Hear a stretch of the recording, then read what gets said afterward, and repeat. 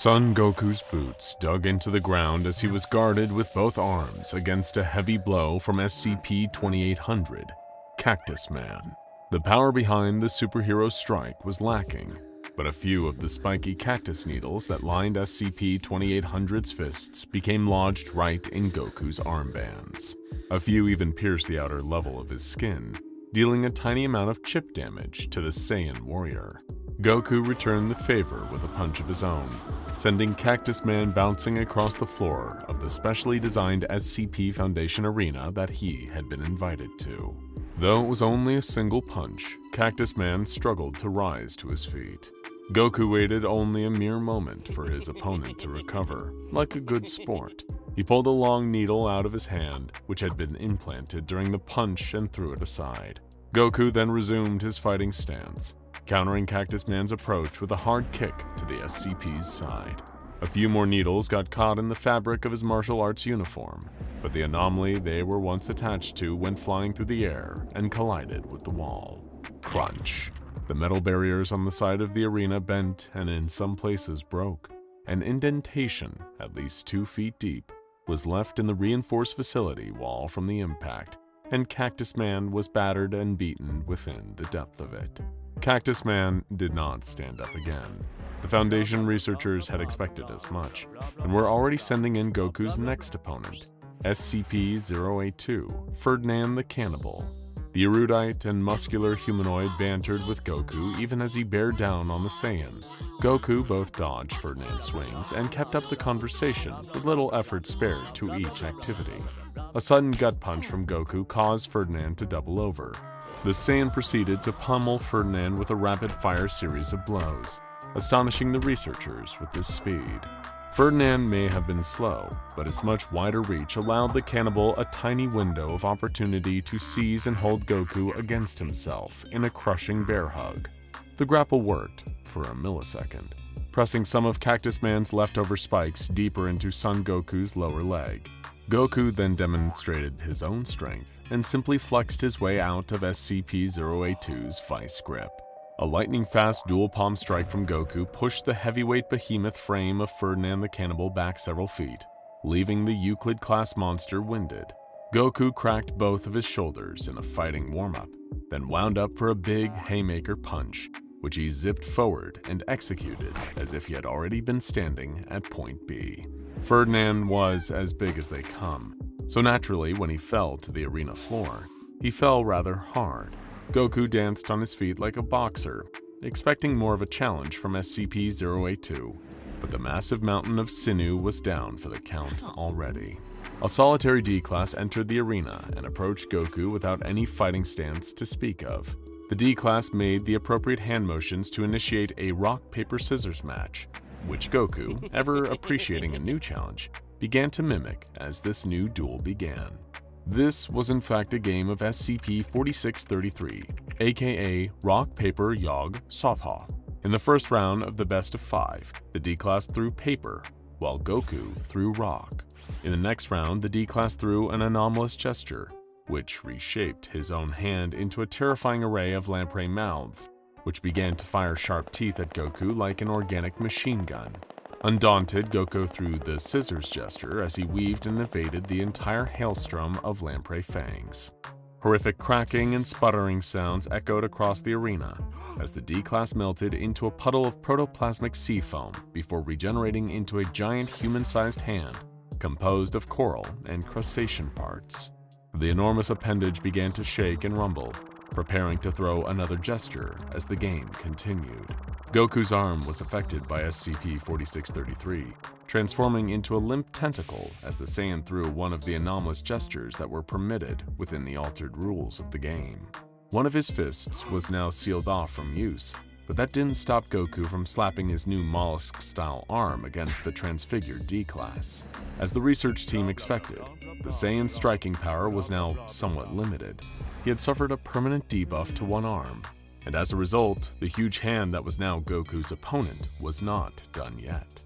The subnautical D-Class hand beast threw another eldritch and unknowable gesture, becoming a mound of anemones and tendrils topped by the head of Cthulhu. Goku countered with rock, or at least what began as rock, as his other hand was distorted from a regular closed fist to a barely opposable clump of brain coral. His blow nonetheless obliterated the D-Class into Flotsam and Jetsam, but the second debuff had been inflicted. Several instances of SCP-2419, the Laughing Men, were sent into the arena by the research team, with one tentacle arm and one coral arm. Goku fended off the highly durable and wickedly evil former D-Class personnel with some difficulty. The instances swarmed around Goku like a football team dogpiling a downed runner, forcing the Saiyan to activate his Kaioken aura and launch the immortal enemies back in an explosion of flying bodies. Goku repeated his Kaioken technique, stacking on an increase to damage before going hog wild on the Laughing Men. His transmuted limbs bashed and slapped all over the Laughing Men with more than enough force to make up for their odd shape. His kicks were just as powerful as ever, and he sent many instances of SCP-2419 spinning away with snipping strikes to their necks and collarbone areas. The force of his current aura alone was enough to shield him from the brunt of the Laughing Men's blows, and he soon battered and broke the instances to their limits of their invulnerability. SCP-106 was introduced to the containment arena, descending upon Goku in an opening left by the Laughing Men. The Kaioken aura hindered the progress of the old man's phasing corrosion, but not enough to prevent internal damage from the incorporeal being's touch. Goku tried trading blows with SCP-106, but 106's phasic properties meant that all martial arts-based striking attacks would be ineffective and cause further damage to Goku himself. The corrosion rotted Goku's already mangled sea creature limbs and began to infect his very organs. Adding insult to injury, SCP-106 pulled Son Goku into its pocket dimension, putting the Saiyan at a huge disadvantage. The old man spawned copies of itself within the realm, which all gathered around Goku and continued to corrode his body. Try as he might, Goku could still not deal any physical damage to SCP-106. He cupped his hands together and began to focus his chi to a single spot at which the palms met. Aura surged around him as he strained and shouted, his power level skyrocketing. Ka-me-ha-me-ha! Light poured forth from the Saiyan warrior's hands as he unleashed his most famous technique. A destructive beam erupted from Goku and tore through the many duplicates of SCP-106 until it reached the limits of the pocket dimension. The Kamehameha then spread across the nightmarish darkness until the dimension along with SCP-106 itself was completely destroyed. Goku reappeared in the SCP Foundation containment arena, covered in black goop and bruises from where the various copies of SCP-106 had damaged him. Mobile Task Force Epsilon-11, Nine-Tailed Fox, stormed in with guns blazing. Every agent in the firing line let loose a deluge of high-powered bullets into the now weakened Son Goku. The bullets were now designed to burrow an inch beneath the skin and explode, but only a few could even penetrate the shimmering curtain of aura that now surrounded Goku. Goku yelled and increased the density of his chi, causing his hair to spike up as energy flowed into it. He achieved Super Saiyan form. The bullets of the MTF agents now melted in mid-air before reaching him. In a ferocious display of bloodlust, Goku ripped through the entirety of Epsilon-11 like they were made of tissue paper. His punches now sent agents hurling straight through the walls, if they were lucky. Some just exploded into red mist on the spot. Kapow! Slam! Bam! A second wave of Nine-Tailed Fox operatives moved in with a ceaseless barrage of rapid fire. The bullets might as well have not been there, because Goku was now serious about wrecking the Foundation's day. His arms were still twisted into SCP-4633 gestures, and his organs had been partially corroded by SCP-106, but Super Saiyan Goku was going strong as he brutally beat down the remainder of MTF Epsilon-11. The fury of this fight had begun to compromise the arena. Explosions of aura from Goku's body were breaking the walls and floor without him even trying to do so. Foundation staff screamed and panicked, even as they sent in the next mobile task force to oppose Super Saiyan Goku. 4 immortal cyborgs from Mobile Task Force Tau 5, Samsara, each of them leagues stronger than the Laughing Men, dropped onto the stage and started hacky-sacking Super Saiyan Goku around with powerful godlike blows. Now, facing real opponents, Goku regained his posture and caught one of the cyborg's fists in mid-strike. He hit back with all his might, and the Samsara agent flipped through the air, landing several feet away. Goku tapped his forehead to use instant transmission, teleporting behind the cyborgs to hit from their blind spots. The Super Saiyan hammered one of the Tau 5 agents with so many blows that its metal body crumpled up like a tin can run over by a train. He dispatched the next one with a skyward Kamehameha that blew the roof off the entire facility. The two surviving Samsara members tackled Goku, grabbing onto the Saiyan with an iron grip 100 times tighter than Ferdinand's. Goku flew straight up into the sky, above the clouds, taking the two cyborgs with him. The power of the sun rejuvenated his chi, and he flexed his Super Saiyan muscles, flinging the two Samsara members off of him in different directions. Like a meteor, Goku descended back down towards the facility, and landed with enough force to completely demolish the building and the arena. Super Saiyan Goku now stood in a barren wasteland, awaiting his opponents. Both Samsara cyborgs hit the ground and stood back up, shaking off the atmospheric fall damage as they rushed Goku again. He was simply too strong for them to contain now, and he drove them both into the earth with his fists. Out of the wreckage of the SCP Foundation facility came the most powerful brothers, SCP-076-2 Abel and SCP-073 Cain. Abel went after Goku first, leaving Cain to stand by for an opening. Abel summoned a black greatsword from thin air and swung it down on Goku, who deflected it with his Super Saiyan fists. Abel sneered, and a black box of metal manifested around Goku's body. Blades of all shapes and sizes appeared in the surrounding area and shot through the box with alarming speed and power. Whoosh! Another surge of aura. Goku burst free of Abel's trap, looking only slightly more wounded than he was before. He rocketed towards Abel, who had already manifested a jet-black anti-tank rifle on the ground.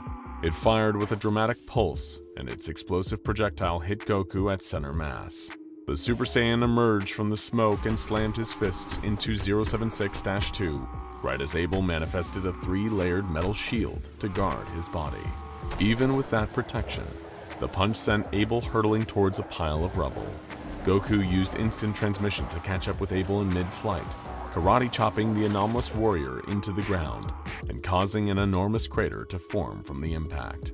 Abel raised a trembling hand, struggling to manifest another weapon before falling limp. It was in his hated brother's hands now.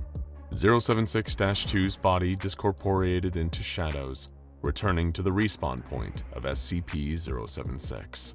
Cain walked towards Goku and spread his arms out, welcoming a challenge. Goku whacked Cain in the jaw with a hard strike and immediately flew back as the force of his own punch recoiled on him. Cain's eyes rolled back in his head from the pain, but he stood there, sturdy and strong as he could make himself. Goku didn't understand Cain's anomalous ability to reflect damage and decided to ram SCP-073 with full force. The impact rattled Goku's entire body, and once again he was flung to the ground, having been heavily injured by his own Super Saiyan power. Cain dropped to his knee, crying and wailing as insane levels of pain shot through his entire body. Goku took this as a sign that he was winning despite his own sorry state, and prepared to unleash a fearsome spirit bomb onto Cain. He gathered energy in the air above him, pulling vast amounts of chi from living animals all over the world until the sphere over his head reached its full size. Goku dropped the critical mass of fighting spirit onto Cain, who immediately went effectively comatose from feeling that much pressure all at once. A second later, those would-be injuries transferred to Goku, and his entire body was devastated by waves of his own spirit bomb attack. Goku's back hit the ground for the first time in this entire series of opponents. With mutated limbs, corroded internal structures, various cuts and scrapes from all the hits that the others had dealt to him over the course of this long battle, and now damage from several of his very own attacks, the Super Saiyan legend was looking worse for wear. Nonetheless, Goku caught his breath and rose to his feet.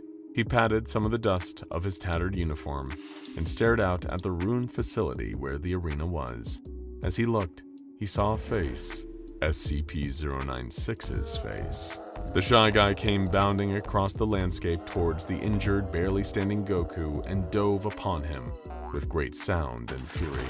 The Super Saiyan would have been more than a match for the Shy Guy if he entered the fight fresh, but in his broken state, 096 was now a serious threat. Goku's hair turned blue and he activated his Ultra Instinct technique. He could see all of the Shy Guy's attacks coming now, and could dodge and counter with perfect timing. But each blow dealt to the Shy Guy was rejuvenated immediately, and there was no slowing down the horrible creature.